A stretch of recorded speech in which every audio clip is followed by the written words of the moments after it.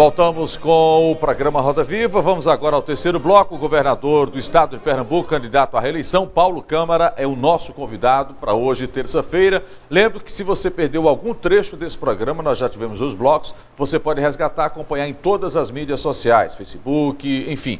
E no próximo domingo tem a reprise desse programa às 13 horas aqui na TV Nova, TV Cultura. Vamos voltar esse terceiro bloco e a pergunta vem do Edmar Lira. Edmar. Governador, o Estado tem perdido milhares de postos de trabalho nos últimos anos, deixando milhares de pernambucanos sem emprego.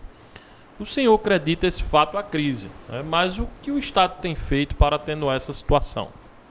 Edmar, a gente tem realmente sofrido muito com o desemprego. Apesar de 2017 já ocorreu um avanço, né? Uma recuperação pequena, mas está ocorrendo. Mas nós procuramos ajustar tudo aquilo que era possível desde 2015 para que houvesse uma busca de alternativas à população. Então, fomos atrás das oportunidades. Quando nós vimos em 2015 ainda a possibilidade de abrir usinas de açúcar, nós já abrimos 2 usinas que iam fechar, já estavam fechadas e foram abertas. Isso gerou muito emprego. Nós tivemos a condição de conversar com muitos segmentos econômicos e avançar na formalização, na geração de emprego. Nós fizemos simplificações tributárias e, ao mesmo tempo, diminuição de carga tributária no polo de confecções, que é um grande polo responsável hoje em Pernambuco, naquele entorno de Santa Cruz de Caparibe, Caruaru, Toritama, Surubim, aquela região, de gerar empregos e formalizar. Isso foi uma realidade que nós avançamos nesses últimos 3 anos. Nós regularizamos toda aquela questão tributária e também simplificamos, reduzindo carga tributária do pessoal que trabalha no gesso, lá no Araripe.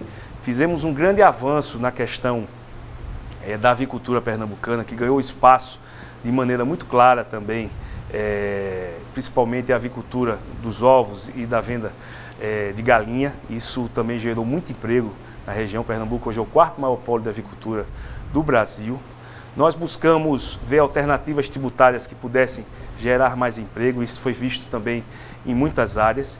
E nós fomos atrás de questões que Pernambuco antes estava aquém do seu potencial. Um dos grandes feitos foi a questão da atração de voos comerciais, tanto nacionais como internacionais. Fizemos um grande hub aqui em Pernambuco com a empresa Aérea Azul, que foi responsável por passarmos de 14 destinos nacionais para 30 destinos nacionais e de 4 destinos internacionais para cerca de 14 destinos internacionais. Então isso fez Pernambuco ser o aeroporto que mais movimenta no Nordeste. Passamos a Bahia, passamos o Ceará. Nosso turismo foi impulsionado, um turismo tanto que envolve o lazer, mas também os negócios. Nós continuamos a atrair indústrias. Pernambuco tem esse atributo, ou seja, enquanto muitas indústrias deixaram de investir no Brasil, Pernambuco continua a atrair indústrias que foram diversificando nosso polo econômico. Nós trouxemos a primeira indústria de medicamentos do Nordeste, que está sendo construída no Cabo. Nós fizemos ampliações, junto com o setor privado, fez ampliações em todo o polo de bebidas, o polo de alimentos se ampliou, a refinaria de petróleo hoje é uma realidade.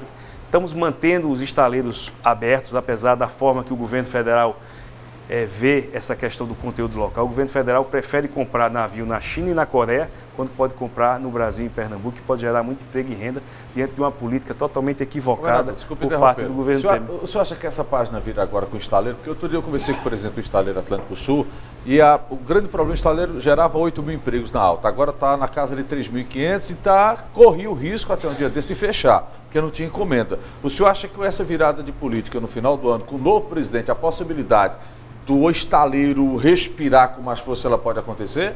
Tem que acontecer, não tem sentido depois de uma curva de aprendizado que passaram nossos estaleiros, que hoje constrói navio em 4 meses, Aldo. Isso era 5 vezes mais quando eles começaram. Alcançou a expertise, alcançou a expertise internacional, né? E querem comprar na China e na Coreia, sem saber que a gente tem como investir. Isso gera emprego, isso gera renda, isso movimenta a economia.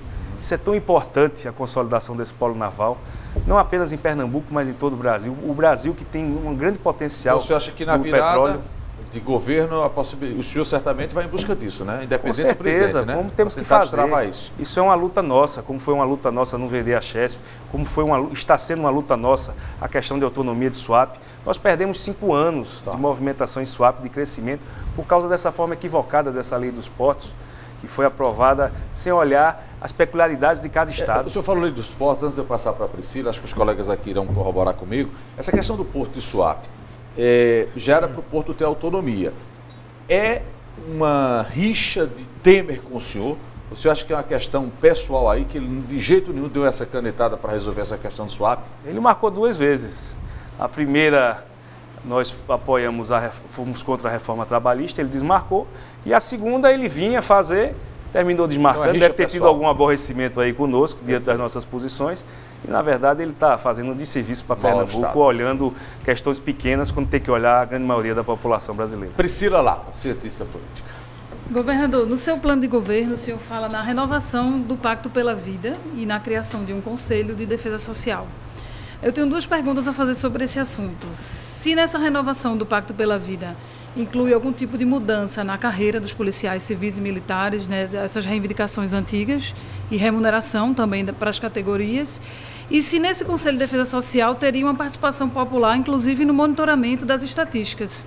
A gente sabe que aí é uma grande controvérsia dessas estatísticas de, por exemplo, dos assaltos a ônibus, né, de o que o governo publica e o que a população sente, né, nas ruas. Então, nessa proposta do Conselho, está previsto o maior controle social desses números? Bom, Priscila, o Pacto pela Vida é uma política que, desde o início, ela é sempre muito adaptável às novas realidades, né? Ela não nada é fixo no Pacto pela Vida. Tanto é que as estratégias são discutidas semanalmente e nós fazemos um balanço mensalmente com a minha participação, e as diretrizes que nós colocamos, elas são seguidas no mês seguinte. Então, é uma política que está sempre em constante alterações e mudanças e se adaptando à nova realidade, como se adaptou esse aumento da criminalidade no Brasil, aumento do tráfico de drogas em todas as cidades, essa questão do tráfico de armas, que ficou uma coisa incontrolável no Brasil, se entra arma com muita facilidade, e outras questões que são relacionadas aí ao dia a dia da população, que nós temos que nos adaptar a cada município. Isso está sendo feito, tanto é que os resultados estão sendo muito consistentes.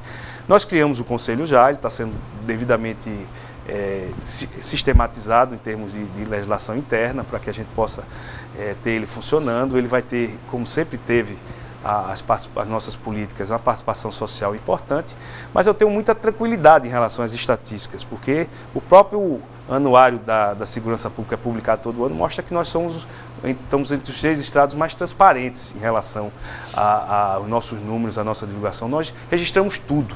Tudo que ocorre em termos de segurança pública são registrados nos nossos números. Diferente de outros estados, que não computa quando tem violência entre policial e o bandido, isso não entra na estatística. Quando tem chacina, morre 10 pessoas, eles só contam 1.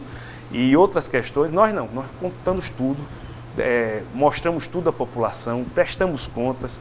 Nós temos hoje uma taxa de resolutividade de mortes a esclarecer, que é uma das maiores do Brasil. Não fica nada em dúvida. Tem estado aí que a pessoa leva 10 tiros e bota lá, morte a esclarecer. Lógico que foi assassinato. Não tem outra estatística, mas fica lá para segurar os números. O senhor acha que esse excesso de transparência prejudica o senhor nas críticas? Não, eu tenho que ser transparente, eu não vou mudar por causa disso. Não vou esconder o que precisa ser mostrado. A população quer a verdade, a gente tem que mostrar à população a verdade. Essa é a nossa questão, que tem que ser feita com o nome público. Tem mais questionamento? Sérgio, por favor, Sérgio. Governador, voltando para a questão política, fico insistindo nisso, essa questão da aliança com o PT que o senhor costurou, fez uma articulação bem hábil aí, inclusive que levou ao recuo da candidatura de Marília Raspen. Enfim, deu toda aquela polêmica, mas a gente tem sentido falta ainda da militância petista em alguns eventos de campanha da Frente Popular. Alguns nomes de peso do PT daqui, do PT estadual, como a deputada Tereza Leitão, o Carlos Veras, até a própria Marília. Como é que isso dá para ser contornado, ou o senhor acha que depois dessa ruptura aí que houve, há como ainda resolver essas sequelas? Vão ficar essas sequelas para sempre aí, porque eles precisam aparecer mais. A gente até brincou que no seu encontro com o MST ontem, ficou vermelho a plateia, em vez do amarelo do PSB, ficou mais vermelho. Como é que fica essa relação com o PT local aqui, porque a coisa veio pelo nacional? Veja, nós temos relações com vários segmentos do PT, inclusive grande parte deles queria essa aliança conosco desde o início. Isso foi decidido num aspecto nacional, não é uma aliança apenas em Pernambuco. Nós fizemos alianças com vários estados e a estratégia não foi apenas PT e PSB, foi PT, PSB e PCdoB, dentro realmente da retomada do projeto de esquerda em todo o Brasil. Lógico que aqui em Pernambuco os avanços foram maiores, mas estamos conversando com quem quer conversar conosco. Ontem tivemos claramente o apoio do MST, que é um segmento importante dentro do PT, como também estamos conversando com membros da FETAP. Toda a direção do PT tem participado das nossas reuniões de coordenação, desde o presidente Bruno Ribeiro a outras pessoas. O próprio Humberto está muito engajado, está muito determinado, está muito animado com a sua campanha e com a nossa campanha. Então, essa reaproximação com o PT, ela está cumprindo mais essa etapa de ganharmos as eleições, e ela vai se consolidar nos próximos 4 anos, porque o PT é uma aliança não apenas para ganharmos as eleições, mas é uma aliança para me ajudar a governar Pernambuco nos próximos 4 anos. Não deu para contaminar o país todo, né? Porque alguns candidatos a governador, aliás, a maioria dos candidatos a governador do PSB estão apoiando Ciro Gomes. Tem uma ligação maior com o candidato do PDT. Aqui ficou essa questão do PT. Por que não deu para espraiar mais essa aliança? Na verdade, só quem está apoiando o PDT é o Rodrigo Hollenberg, né? O Márcio França tem um candidato... Mas o senhor fala já os governadores, tem os outros candidatos aí. Sim, mas o da Paraíba apoia o PT. Em Piauí também, né? Piauí é do próprio PT, né? Então, o Nordeste, que tem uma base mais consolidada dessa união, com exceção do Piauí e de Sergipe, todos os estados estão apoiando candidatos do PT ou do PCdoB. João PSD. Governador, esqueceram no seu currículo lembrar que o senhor foi secretário de turismo de Pernambuco, né? Encontrou uma bronca lá, né? Que entrou para apagar o incêndio, não foi? Foi. Agora, eu quero saber se o senhor vai entrar nessa briga, porque o governo Temer quer prejudicar muito o aeroporto dos Guararapes. Porque todos os outros aeroportos, a concorrência para a privatização foi feita individualmente. Agora, o aeroporto dos Guararapes tem que entrar 5 ou 6 aeroportos deficitários, inclusive um no Ceará, lá de Juazeiro do Norte.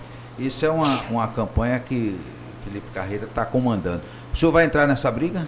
Veja, esse processo da privatização de segmentos de aeroportos da Infraero, ainda bem que também foi mais uma coisa que nós conseguimos evitar, ainda para não ser feita no governo Temer e ser melhor discutida. Você tem razão, precisa de se discutir. Não se discute as coisas no Brasil. Coisas que afetam os estados, que afetam os municípios, são feitas em Brasília querendo jogar de goela abaixo nos governantes. A gente não aceita isso. Mas, de novo, é igual a questão do Porto, do Suape, rixa do presidente Temer. O senhor acha que o presidente Temer apertou lá o botão do dane-se, não quero mais saber nada e jogou tudo pro alto? Veja, nessa questão dos aeroportos, o modelo que estava sendo feito antes era aeroporto. Agora ele quis fazer em bloco sem discussão. Eu acho que tem que discutir, porque também não é justo. Nós temos um aeroporto que é rentável, Pernambuco é um dos aeroportos mais rentáveis da Infraero, e ele entra num pacote mal explicado, mal discutido, que pode prejudicar os investimentos que precisam ser feitos aqui. Pernambuco, o aeroporto hoje está contente, mas você sabe, João, que é um militante da área, que daqui a 10 anos ele vai precisar de outras ações, de outras ampliações. Uma segunda pista tem que começar a ser planejada. Mas o projeto, governador, inclui investimento no aeroporto de Guararapes, só 10% do que está sendo feito por Salvador. Está errado, por isso que conseguimos bloquear e agora vamos reabrir essa discussão. Né? Tá. Agora a justiça? Não, ele está suspenso. A licitação. Tá, não andou não. Renata. Eu vou pegar o gancho de um assunto ali que Sérgio abordou, que é a questão do ato do MST. O senhor teve no ato do MST e o senhor estava inclusive usando um adesivo do deputado Volney Queiroz, que é candidato à reeleição, mas ele é do PDT, ele é o presidente estadual do PDT, né? E o PDT está no palanque do candidato Maurício Rantes, que é seu adversário. Eu queria saber se quando o senhor muita gente achava que não era. Então, aí a questão os cargos do PDT estão mantidos no seu governo, inclusive eles têm uma secretaria grande, que é a Secretaria de Agricultura. Quando o senhor mantém o PDT no seu governo, mesmo eles tendo um candidato que está concorrendo com o senhor na disputa, o senhor está de olho na possibilidade de Ciro ir para o segundo turno e ser seu candidato, já que a Haddad ainda não deslanchou? Renata, eu tenho consciência que o PDT sempre foi um parceiro da Frente Popular e não foi de agora, já vem lá de trás. E fazia parte do meu governo. Eles não estão nos apoiando porque houve uma decisão nacional, quando na nossa escolha por apoio à candidatura do presidente Lula e agora do Fernando Haddad, houve por parte da Executiva Nacional do PDT uma determinação que não podia mais se aliar conosco, por isso que nós não estamos juntos. Mas nós temos muito respeito pelo PDT, nós queremos que o PDT continue a nos ajudar também, como está ajudando, e não tem por que trocar secretário justo só por causa de questões eleitorais. Você a gente tem que pensar Mas no já bem foi de Pernambuco. trocado, né, governador? Em outras ocasiões, foi o caso, por exemplo, do PSDB e do DEM, que o senhor botou eles para correr bem antes de que tivesse uma Mas coisa ali é diferente, consolidada, porque assim. ali é questões mesmo de pensamento. Tanto é que hoje está muito claro o que é que eles pensam, junto lá com o nosso opositor, e eles defendem essa política do Michel Temer, que nós somos. Nós temos um lado, eles têm outro.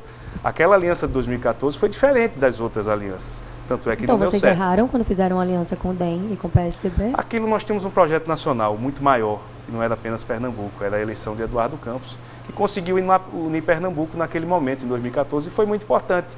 Mas não dá para conviver quando as diferenças são muito grandes. Agora, então isso foi logo decidido. Nesse caso do PDT, há um certo que é de ingratidão. O governo mantém os cargos do PDT e de repente tem Maurício Randes criticando o senhor. A vice Maurício Randes é do PDT, que é Isabelle de Dizendo Rodão. que o senhor pega carona em Lula também agora na criticando o senhor. propaganda, O senhor inclusive. enxerga uma certa ingratidão do partido ou não? Eu acho que essas críticas precisam ser melhor trabalhadas. A gente vai ter um debate para decidir isso. Muitas das críticas que eu ouço do Maurício Randes mostram um desconhecimento dele do que é Pernambuco. Ele passou muito tempo fora, talvez não tenha conhecimento do que nós estamos fazendo. E vamos ter o debate para isso. Então o debate vai ser uma grande oportunidade de eu esclarecer essas críticas dele, Então, que o senhor acha muitas que é uma delas são candidatura equivocadas. vazia de Randes? Equivocada em tudo que ele fala em relação ao governo do Estado, mostra um total desconhecimento, principalmente de Pernambuco. Edmar, Lira, depois eu vou para a Priscila Lápide e depois Sérgio. O senhor sempre destaca que Pernambuco é uma referência em educação no Brasil. Mas no último levantamento perdeu posições. O que foi que aconteceu? O Edmar, Pernambuco é o único estado, desde que é medido a educação pública, que cresce a cada medição. Né? Nós tínhamos a 21ª colocação no ensino médio, estamos hoje numa escola, nós somos referência, éramos primeiro, estamos em terceiro, mas se formos olhar os indicadores que compõem esses números, nós estamos destacados em todos eles, porque nós temos a menor taxa de abandono, de apenas 1,5%, era 24% há 10 anos atrás. Nós temos a maior rede de escolas de tempo integral do Brasil, são 400. Nós temos escolas técnicas funcionando em todas as regiões. Nós tínhamos apenas 6 em 2007, nós temos hoje 43 funcionando, abertas, e 7 em construção, e vamos fazer mais 10 nos próximos 4 anos.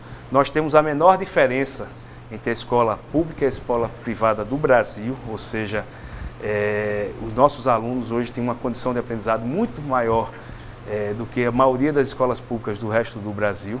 E estamos andando para frente. Agora nós temos que estar mais junto com os municípios para trabalhar também essa questão do ensino fundamental junto com os municípios, para que o ensino fundamental também tenha a mesma condição de melhorar a vida dos nossos alunos. Temos programas inovadores como Ganha o Mundo. 1000 alunos todo ano da rede pública vão para o exterior, vão estudar o inglês, vão estudar o espanhol, passam 6 meses lá, nos emocionam porque eles estão indo por seu mérito e voltam sabendo de que com a educação eles vão realizar seus sonhos. Então eu estou muito satisfeito com essa trajetória. Pernambuco hoje é referência nacional e não é dito só por Paulo Câmara, não, é dito por todos os especialistas que estudam educação, e nós não estamos na trajetória certa. Nós queremos crescer e continuar melhorando a cada ano. Isso nós estamos mostrando para o Brasil como é que se faz, porque não se transforma a educação pública em 10 anos se não tiver determinação e vontade e muito trabalho. E tudo isso foi feito nos últimos 10 anos e a gente tem hoje uma educação que é de referência, tem muito o que fazer ainda, mas nos orgulha muito saber que a gente está melhorando a vida do povo com aquilo que é tão importante, que é a educação. Nesses quase 4 anos de gestão, quando o senhor chega em casa à noite assim, o que é que o senhor pensa? Diz, poxa, eu queria melhorar nessa área e ainda não consegui. Alguma coisa martela a sua cabeça? Tem muita coisa que fazer, Aldo, muita coisa, em todas as áreas. Quando a gente fala que a educação do Pernambuco é uma referência nacional, mas tem muito que melhorar ainda. Quando a gente vê a saúde hoje, a procura que tem pelos nossos serviços de saúde, a gente sabe que temos que avançar muito, temos que continuar a ampliar serviços, temos que ser mais produtivos. Então, para o senhor, temos prioridade que fazer da educação hoje tem uma ordem? Não, educação, todas saúde, são prioridades. Segurança. Saúde é prioridade que envolve vida, segurança é prioridade que envolve vida, a educação é o futuro do nosso povo. A gente tem que continuar a investir em água, fazer grandes investimentos, porque a população passou por 7 anos de seca e a gente tem que olhar tanto a zona urbana como também a zona rural. Nós temos que continuar a melhorar a infraestrutura do Estado, para o Estado continuar a crescer, e nós temos que gerar emprego. Perfeito. Isso é que é o nosso grande desafio. Deixa eu pedir permissão para o senhor mais uma vez. Na volta a gente continua a rodada aqui com os colegas à mesa. Vamos a um rápido intervalo. Daqui a pouco a gente volta para o último bloco desse bate-papo, dessa entrevista sabatina com o governador e candidato à reeleição Paulo Câmara. Participe também das nossas redes sociais. Rápido intervalo. Daqui a pouco a gente volta com o último bloco do programa Roda Viva Pernambuco.